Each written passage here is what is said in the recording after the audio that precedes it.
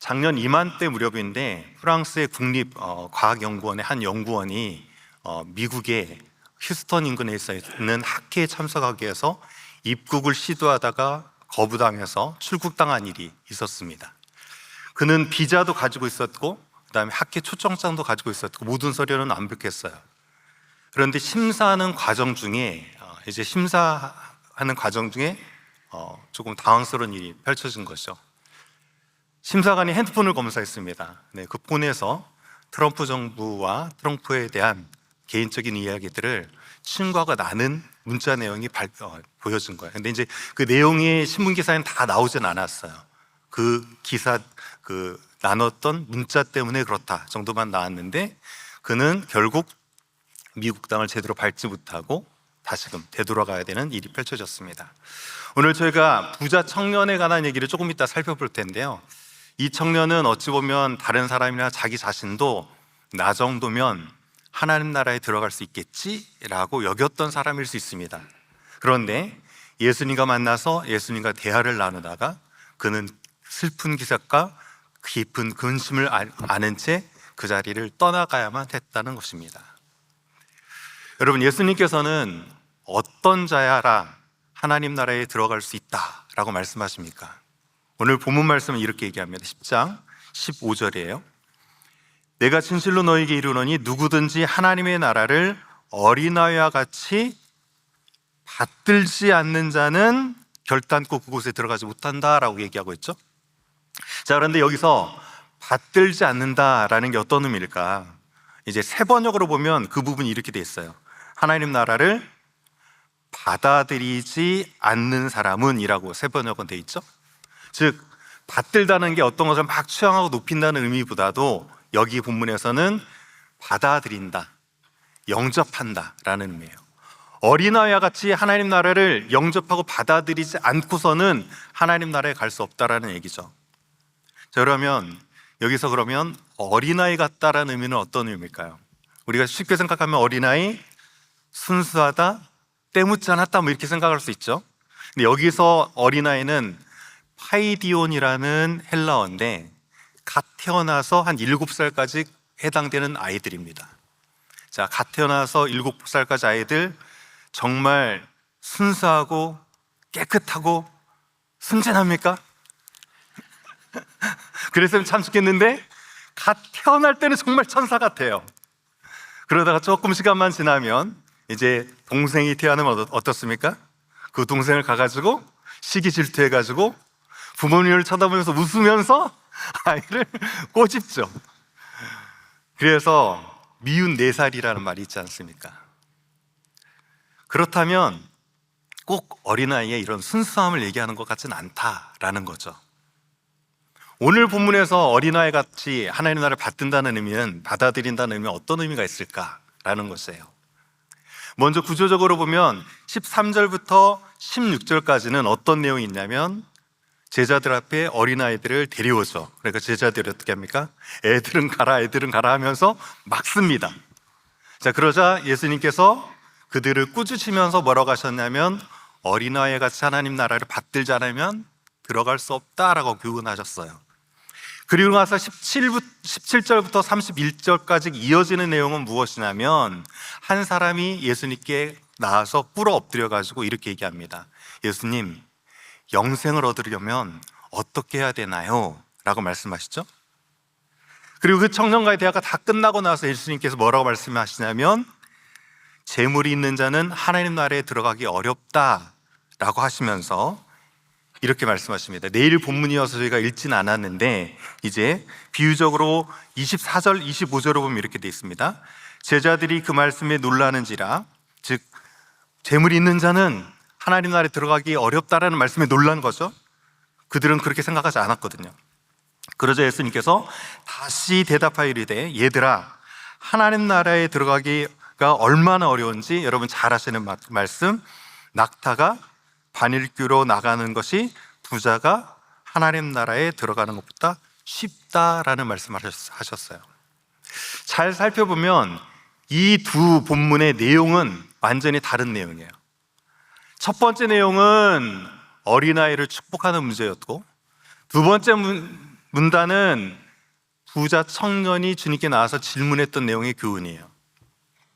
내용적인 면에서 이렇게 다를지 모르지만 주제에 있어서는 연결돼 있어요. 천국에 들어가는 문제, 영생을 누리는 얻는 방법, 하나님 나라에 들어가는 하나님 나라에라는 커다란 주제에서는 연결되고 있다는 것이죠. 그렇다는 것은 이 어린아이와 어른이 결코 무관하지 않다는 거예요. 아마 이 부자 청년은 한 이그젬플로 정확히 드러나는데 어떤 이그젬플이냐면 어린아이 같지 않은 자의 모습들을 이 부자 청년을 통해서 지금 보여주고 있는 것이죠. 그렇다는 얘기는 어떤 자가 어린아이 같은 자인가라는 것을 깊이 이해하기 위해서는 이 부자 청년을 반면교사 삼으면 됩니다.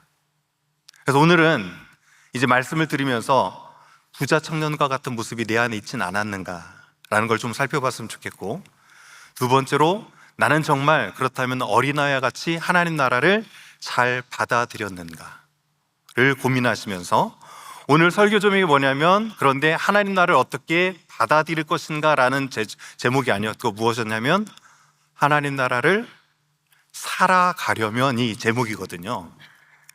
왜 제가 제목을 이렇게 잡았을까요? 여기 계신 모든 분들은 이미 예수 그리스도를 믿는 자이기에 어떻게 하면 하나님 나라에 들어갈까를 고민한 정도는 아니실 줄 압니다. 여기 계신 모든 분들은 예수 그리스도를 나의 구주로 믿었기에 이미 여러분의 삶 가운데 하나님 나라가 임하신 줄 믿습니다. 자, 그렇다면 우리는 이 땅을 살아가면서 고민할 것, 이미 임하신 하나님 나라를 이 땅 가운데 살아가면서 어떻게 잘 살아갈 수 있을 것인가를 고민해야 되는 자들이 저와 여러분이라는 것이죠. 그래서 오늘 말씀을 들으면서 내게 이미 임하신 이 하나님 나라를 이렇게 살아가면 좋겠구나라고 주님께서 말씀하심으로 은혜가 넘치는 귀한 시간이 되어지기를 주의 이름으로 간절히 축원드립니다. 자, 첫 번째로 그러면 하나님 나라를 잘 살아가려면 우리는 우리의 길을 평탄하게 해야 돼요. 우리의 길을 평탄하게 해야 된다는 것이죠. 자, 부자 청년과 예수님의 대화를 좀 살펴보겠습니다. 자, 10장 17절. 예수께서 길에 나가실새 한 사람이 달려 꿇어 앉아 묻자오되 이렇게 되어 있는데, 이제 다른 본문을 보면 이 한 사람이 청년이었다, 부자였다, 관원이었다 이렇게 표현돼요. 아무튼 부자, 청년, 관원이 예수님께 꿇어 엎드려서 첫 번째 한 질문이 무엇이냐면 선하신 선생님이요, 내가 무엇을 하여야 영생을 얻을 수 있습니까? 라고 물어봤다는 것이죠. 그런데 이 청년의 질문을 잘 살펴보면 이 청년이 가지고 있는 하나님 나라의 관점, 구원관이 무엇이구나라는 것을 알 수 있어요. 자, 무엇을 하여야 영생을 얻을 수 있습니까? 라는 얘기는 결과적으로 스스로 자의적인 노력을 통해서 어떤 조건을 충족하면 들어갈 수 있는 나라가 하나님 나라지 않습니까? 그렇다면 그 조건을 충족시키기 위해서 내가 무엇을 하면 됩니까? 라고 물어보는 거죠. 철저하게 이 청년은 그 구원관에 있어서 자의적인 노력으로 무엇인가를 채우는 조건적으로 들어갈 수 있는 것이 하나님 나라라고 생각했던 거죠. 마치 선행을 베풀던가 도덕 일정 기준을 채우면 갈 수 있는 곳, 아니면 부나 힘을 가지면 이런 자격 조건을 갖추면 갈 수 있는 곳이 천국으로 여겼다는 것이죠. 이때 이제 예수님께서 그에게 이렇게 대답하십니다. 18절. 예수님께서 이르시되 내가 어찌하여 나를 선하다 일컫느냐? 하나님 한 분 외에는 선한 것이 없느니라. 내가 계명을 안 하니 살인하지 말라, 간음하지 말라, 도둑질하지 말라, 거짓 증거하지 말라, 속여 빼앗지 말라, 내 부모를 공경하라 하였느니라. 이 예수님의 대답을 잘못 이해하면 지금 5계명부터 10계명까지 계명을 쭉 지켰느냐라고 물어보는 거거든요. 이 계명을 다 지키면 갈 수 있다라는 것처럼 질문하고 있는 것처럼 보이지만, 대답하고 있는 것처럼 보이지만 사실은 예수님의 본질적인 뜻은 그게 아니었거든요. 자, 20절을 보십시오. 청년이 무엇이라 반응하는지. 그가 여쭈오되 선생님이여 이것은 내가 어려서부터 다 지켰나이다. 자, 이 청년의 마음이 어떻게 느껴지세요? 예수님께서는 왜 계명을 다 지켰느냐라는 식의 계명들을 쭉 나열했는데 그것에 대해서 청년은 바로 다 지켰다고 얘기했거든요. 이 청년의 마음에서 어떤 마음이 느껴지십니까? 다 지켰다고 좀 호언장담하는 거거든요. 그런데 인간 중에 그 계명을 다 지킨 사람이 있을까요? 예수님께서 정말 너 이거 다 지켰냐? 라고 물어보고 계시는 걸까요? 어쩌면 다 지킬 수 없다 라는 것을 말씀하고 있는 거거든요. 그런데 유대인을 조금 가까이서 본 사람이라면 다 지켰을 수도 있겠다 라고 할 정도예요. 정말 지독하게 말씀 앞에서는 철저하게 목숨 걸고 지켜나가거든요. 다 지켰을 수도 있겠다라는 생각이 들어요. 그렇다고 할지라도 율법에 내포하고 있는 하나님 사랑, 이웃 사랑의 정신만큼을 잘 실현하면서 이것을 완전히 이루지는 못했을 것이라는 것이죠. 그렇다면 결국 그가 의무감에서 지켰든지 자기 자신을 위해서 지켰든지 철저히 지켰던 이 율법은 무엇이 되어버렸습니까? 다 지켰다라고 하는 자기 마음을 높게 만드는 공로나 자기 의가 되어버렸다는 것이죠. 때로는 우리가 열심히 예수 그리스도를 믿는다고 하면서 이것저것 지켜나가는 것들이 자칫 잘못하면 우리 마음을 높게 만드는 것이 될 수 있다는 거예요. 물론 주일 성수하고 11조를 딱 지키면서 주 앞에 예물을 드리고 있는 자리에서 봉사를 열심히 하고 하는 것을 제가 나쁘다고 하는 것은 아닌데, 자칫 잘못하면 이것이 다 했다라는 마음으로 여러분 가운데 작용하면 그것은 오히려 여러분을 높게 만드는 것이 될 수 있다는 것이에요. 하지만 하나님 나라를 살아가려면 이 높아진 마음을 평탄케 해야 돼요. 오늘 동일한 본문을 다루고 있는 이 본문의 마태복음을 보면 이렇게 되어 있어요. 자, 18장 3절인데요. 이르시되 진실로 너희에게 이르노니 너희가 돌이켜 어린아이와 같이 되지 아니하면 결단코 천국에 들어가지 못한다라는 말씀을 마태복음에도 똑같이 했죠. 그리고 나서 바로 4절이 이렇게 이어집니다. 그러므로 누구든지 이 어린아이와 같이 자기를 어떻게 하는 자? 낮추는 사람이 천국에서 크다라는 것이죠. 어린아이 같이 되지 않으면 천국에 들어갈 수 없는데, 이 어린아이의 특징 중에 하나는 무엇이냐면 낮은 마음이다라는 얘기를 하는 것이에요. 그런데 여기서 낮추다라고 하는 타페임노라는 헬라어 뜻은 무엇이냐면 평지로 만들다라는 뜻이에요. 뭐라고요? 평지로 만들다라는 거예요. 그 당시 때 이제 왕이 오잖아요. 그러면 이제 평탄하지 못한 그 도로들이 있죠. 평평하지 않은 이 도로들을 작업을 해서 평탄 작업을 평평하게 합니다. 왕이 오실 길을 예비하는 거죠. 그리고 나서 선포를 하는 거죠. 왕이 입성하실 것이다 라고 얘기하고 그 왕을 영접하는 관습이 고대 근동이 있었던 문화 중에 하나예요. 그래서 자기를 낮춘다, 자기를 평탄하게 한다라고 했을 때는 그들의 이미지 가운데는 왕이 오는 길을 예비하면서 낮은 곳은 높이고 높인 곳은 깎아가지고 길을 평탄하게 만드는 이미지가 딱 그려지는 것이죠. 예수님께서 오실 것에 대한 메시아적인 예언이 이제 이사야서에 있는데, 이 이사야서를 세례요한이 딱 인용하면서 얘기했던 구절이 있어요. 이사야서 40장 3절 4절인데 한번 다 같이 한번 읽어볼까요? 시작.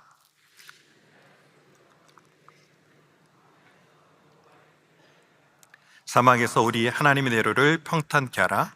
골짜기마다 도두어지며 산마다 언덕마다 낮아지며 고르지 아니하는 곳이 평탄하게 되며 험한 곳이 평지가 될 것이요.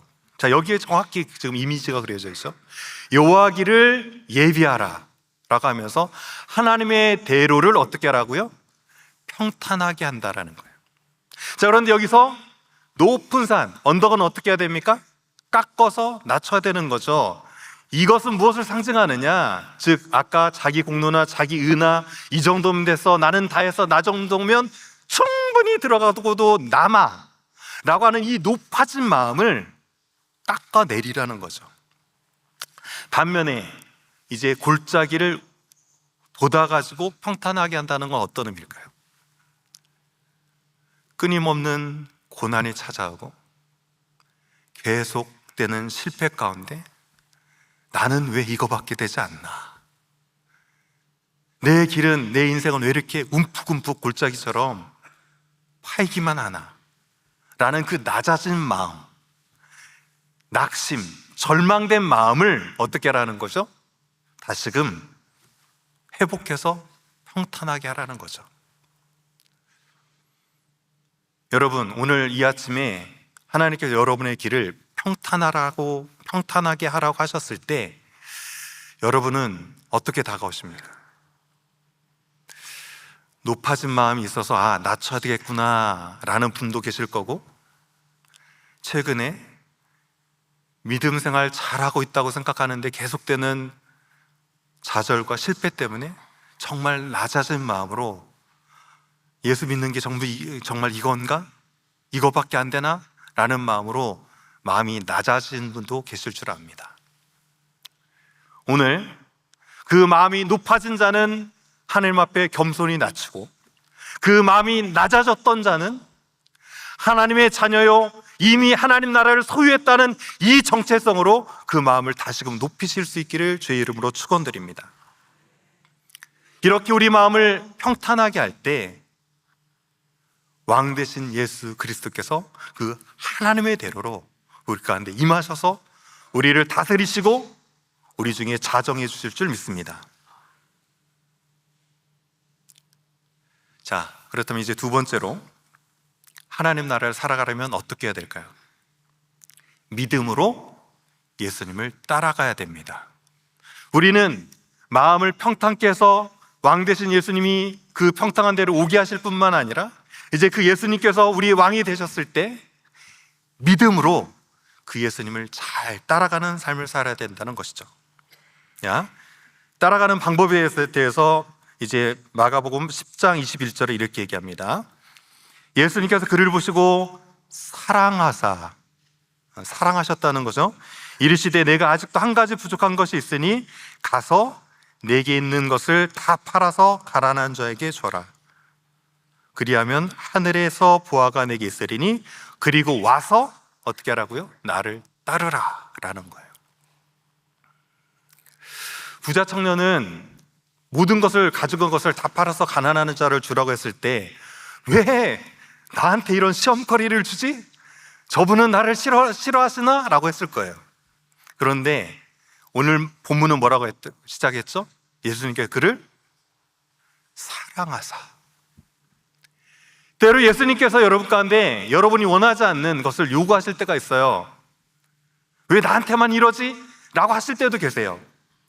그런데 그것은 여러분을 괴롭게 하고 여러분을 힘들게 하려는 것이 아니라 왜 그렇게 하신다고요? 여러분을 어떻게 하기 때문에?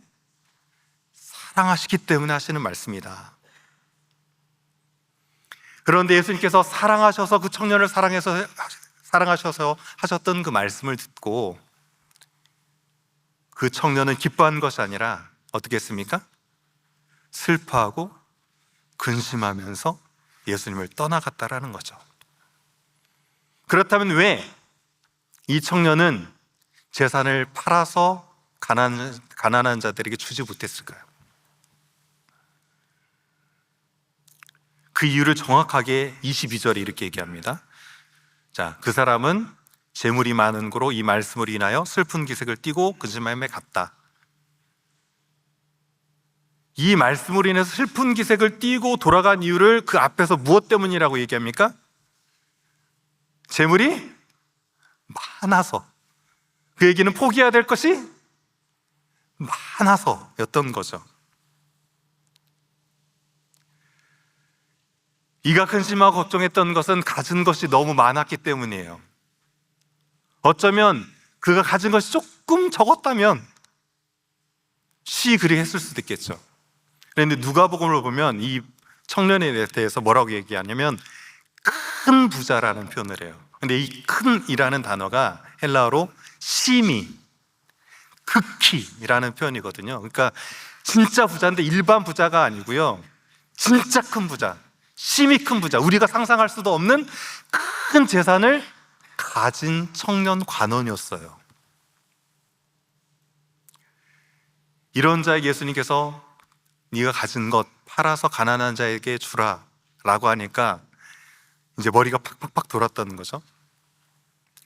내가 이 모든 재산을 포기하고 영생을 얻을 것인가, 아니면 영생도 좋지만 이 땅에서 부가 주는 안락함을 조금만 더 누리다가, 살 만큼 살고 누릴 만큼 다 누리다가 나중에 하면 어떨까라고 하는 머리를, 계산을 팍팍팍 했다는 거죠. 오늘 본문 말씀 읽으실 때 이 부자 청년이 막 머리를 굴리는 그 소리가 들리지 않았습니까? 우리도 그럴 때 있거든요. 말씀대로 살 것인가? 말씀대로 사는 거 다 좋지만 조금만 타협하고 조금만 더 내려놓고 조금만 더 누리다가 순종할 것인가? 라고 하는 계산이 들거든요. 생각해 보십시오. 부자는 가진 것이 많았고, 그 가진 것이 많았기 때문에 계산을 했고, 그 계산 때문에 예수님을 떠나 멀리 갔어요. 하지만 어린아이는 가진 것이 비록 없고, 그렇기 때문에 계산할 필요도 없고 계산할 줄도 모릅니다. 여러분은 말씀 앞에서 이 부자 청년처럼 머리를 굴리면서 주님 이것까지만요 라고 하면서 딜을 하시는 삶을 살아가십니까? 아니면 어린아이처럼 모든 것을 내려놓고 계산하지 않고 믿음으로 주의 말씀을 따라 살아가십니까? 현대사회는 불을 복으로 여기죠. 예수님 당시 때 유대인들도 부는 무엇으로 여겼을까요? 복이라고 여겼어요. 왜냐하면 그 부를 주시는 분이 누구라고 생각했을까요? 하나님께서 사랑하기 때문에 부를 주는 것이다 라고 생각했기 때문에 부, 리꼬르, 하나님의 복으로 여겼습니다. 자, 그런데 과연 부가 복이고 가난이 저주입니까? 성경은 가난을 미덕이라고 표현하고 좋은 것으로 말하는 것이 성경입니까? 답부터 말씀드리면 아니오죠. 부든 가난이든 복도 될 수 있고 저주도 될 수 있어요. 만약에 부가 그 부를 축적하기 위해서 열심히 불의를 행하고 하나님 나라와 주의 말씀과는 무관한 그런 삶을 살아가면서 하나님을 무시하고 하나님을 멀리 떠나게 만드는 것이라면 그 부는 아무리 그 삶 가운데 윤택함을 질지라도 복이 될 수 없죠. 하지만 아무리 가진 것이 없고 가난할지라도, 외적으로 가난할지라도 그 가난이 오늘 또 나를 겸손하게 낮추고 하나님 아니면 살아갈 수 없습니다. 주의 말씀 아니면 살아갈 수 없습니다. 말씀하여 주시옵소서라고 그 말씀 앞에 여러분을 낮추고 순종하게 만든다면 그 가난은 무엇이 될 수 있습니까? 복이 될 수 있는 것이죠. 우리가 잘 아는 거지 나사로와 부자 비유 이야기 잘 아시죠? 자, 여기에서 거지 나사로가 천국에 들어갈 수 있었던 이유는 무엇일까요? 그 이야기에서는 그 내용들을 조목조목 다 쓰고 있지는 않아요. 그런데 모르기는 몰라도 부자는 어떤 삶을 살았을까요? 자기가 호화로운 생활을 살면서 하나님도 무시하고 사람도 무시하고 말씀은 말씀이고 나는 그 호화로운 생활이 너무 좋아 라고 하는 삶을 살아가고 있지 않았을까? 반면에 나사로, 거지 나사로는 어떤 삶을 살았을까요? 비록 가진 거는 없지만 그 모든 것을 통해서 하나님을 바라보면서 하루의 일용할 양식에 감사하고 모든 것이 하나님의 은혜입니다라는 이 믿음 아래서 하나님만 바라보는 삶을 살아가지 않았을까요? 성경이 말하는 가난이 복이라는 측면, 이런 측면이에요.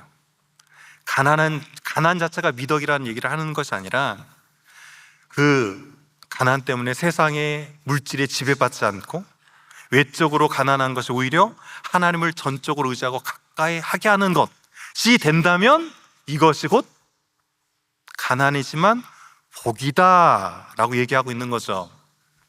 여러분, 이런 가난의 복을 받아 누리실 수 있기를 주의 이름으로 축원합니다. 가난이 싫죠, 아직도. 근데 비록 물질은 적을지라도, 때론 삶의 고난이 있을지라도 이것 때문에 내 삶이 좌지우지되고 지배당하는 것이 아니라 온전히 하나님만 바라보고 하나님만 의지하시는 이 가난의 복을 누리실 수 있기를 주의 이름으로 다시 한번 축원드립니다. 근데 이제 이 가난이라는 단어는 히브리어 구약의 안이라는 단어고요. 이 안이라는 단어는 뜻이 무엇이냐면 토지가 없는 자예요. 뭐라고요? 토지가, 땅이 없는 자예요. 자, 이 땅이 없는 자들을 구약시대 때는 가난한 자라고 표현했거든요. 자, 자기가 무엇인가를 잘못했든지 아니면 불법적인 피해를 입었든지 해가지고 땅의 상속권을 박탈당해가지고 땅이 없는 자들을 가난한 자라고 얘기했어요. 그런데 이 가난한 자들이 그 평생에 정말 낮아진 마음으로 기다리던 것이 있습니다. 자, 무엇을 그렇게 그 가난한 자들은 기다렸을까요? 이스라엘에게는 특별한 해가 있어요. 50년이 되는 해, 주빌리 희년이라는 제도가 있었어요. 올해 베델교회도 몇 주년이죠? 설립 50주년이에요.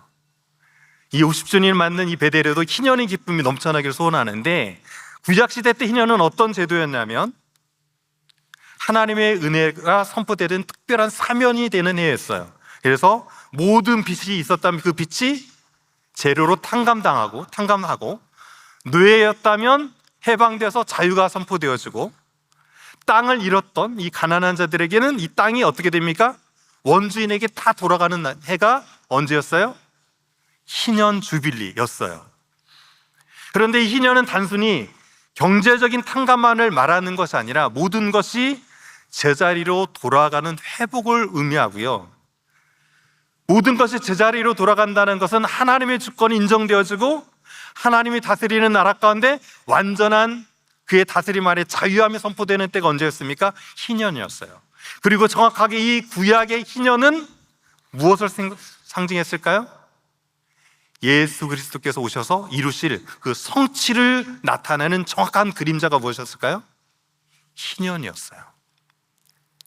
자, 누가복음을 보면 이 희년의 의미를 통해서 예수님께서 이루어질 당신의 사역에 대해서 이렇게 얘기합니다.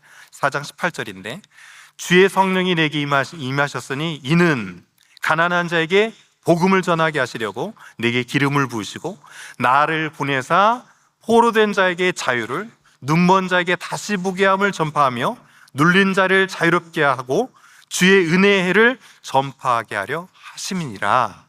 이 말씀을 누가 했습니까? 예수님께서 하셨어요. 너희들 희년제도 잘 알지? 이 희년에 있었던 은혜를 선포하기 위해서 이 땅 가운데 온 자가 누구다? 나다 라는 것을 예수님께서 말씀하고 계신 것이거든요. 예수님께서는 이 말씀 그대로 은혜로 가난한 자에게 복음을 주셨고 포로된 자에게 자유를 주셨습니다. 그리고 장차 주실 줄 믿습니다.